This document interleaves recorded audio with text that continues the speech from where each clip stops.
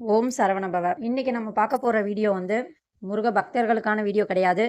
தமிழ்நாட்டு மக்களுக்கான வீடியோ. என்னடா விஜய் திடீர்னு இந்த மாரி பேசுறாங்களேன்னு நெனைக்காதீங்க. அவசியமா பேச வேண்டியதா இருக்கு. அதனால பேசுறேன். என்னன்னா, நம்மளுடைய தமிழ்நாட்டின் சட்டமன்ற தேர்தல் வருது. ஏப்ரல் 23ஆம் தேதி. அன்னைக்கு கண்டிப்பா நம்ம எல்லாருமே ஓட்டு போட்டே ஆகணும். அது நம்மளுடைய ஜனநாயக கடமை. அது யாருக்கு போட போறோன்றத கொஞ்சம் யோசிச்சு, சிந்திச்சு போடுங்க.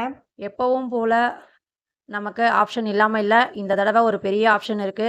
இவங்க இல்லன்னா அவங்க, அவங்க இல்லன்னா இவங்கன்னு சொல்லி மாத்தி மாத்தி போட்டு, தமிழ்நாட்டோட நெலைமை என்னவா இருக்குன்றது எல்லாருக்கும் தெரியும். அத நான் சொல்லி தெரிய வேண்டியதில்ல. நான் முக்கியமா சொல்ல வந்தது எதுக்காகன்னா, இது என்னடா பக்தி சேனல் தானே, இதுல என்ன இப்படி பேசுறாங்கன்னு நெனைக்காதீங்க அரசியலு.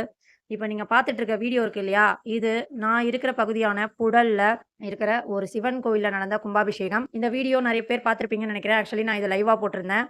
என்னன்னா, காலையில 9 மணிக்கு கும்பாபிஷேகம்னு சொன்னவங்க, கடைசியில கும்பாபிஷேகம் எப்ப நடந்தது தெரியுமா? உச்சி வெயில்ல 12 மணி 12:05 கிட்டத்தட்ட. ஏன்னா, அறநிலையத்துறை அமைச்சர் சேகர் பாபு அவர்கள், அவர் பஸ் புடிச்சு பாவம் ரொம்ப கஷ்டப்பட்டு, பஸ் வர உடனே வராது. அதனால ரொம்ப வெயிட் பண்ணி வந்திருப்பாரு போல. 9 மணி கும்பாபிஷேகத்துக்கு அவர் ஒரு 12 மணிக்கு மேல தான் வந்திருக்காரு.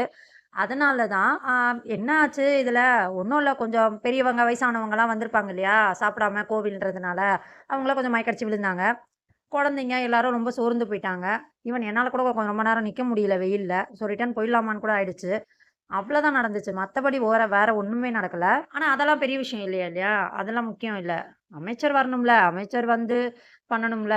பாவம் அவரும் என்ன பண்ணுவாரு? பஸ் பிடிச்சு வரணும். இந்த டிராஃபிக்ல சென்னையில புழல் வரைக்கும் வரணும்னா, கொஞ்சம் டைம் ஆக தானே செய்யும். ரொம்ப இல்லங்க. ஒரு 3 1/2 மணி நேரம் லேட் ஆயிடுச்சு.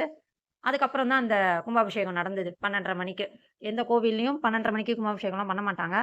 மக்கள் மட்டும் இல்லங்க. சேகர் பாபுக்காக கடவுளே அவ்வளோ நேரம் வெயிட் பண்ணியிருக்காரு. அந்த டைம் போய் பரவால்ல 12:15 மணிக்கு பண்ணா கூட எனக்கு பரவால்லன்னு, அந்த பிரபஞ்சத்த படைத்த சிவபெருமானே அவ்வளோ நேரம் வெயிட் பண்ணி கும்பாபிஷேகம் பண்ணிக்கிட்டாருன்னா பார்த்துக்கோங்க. ஸோ இதெல்லாம் மனசுல வச்சு, இந்த துறை மட்டும் இல்ல, மத்த இருக்கிற எல்லா துறையும் என்ன அழகுல இருக்குன்றது உங்க எல்லாருக்கும் தெரியும். அதெல்லாம் மனசுல வச்சு, நம்ம குழந்தைங்களோட எதிர்காலத்தையும் மனசுல வச்சு ஓட் பண்ணுங்க.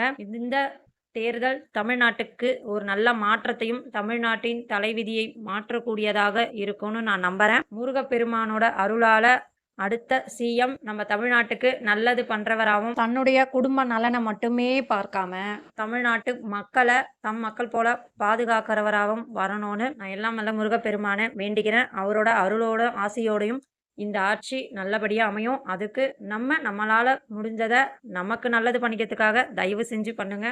இல்லன்னா அடுத்த 5 வருஷமும் நம்ம கஷ்டப்பட வேண்டியது இருக்கும். எல்லா புகழும் முருகருக்கே! ஓம் சரவணபவ.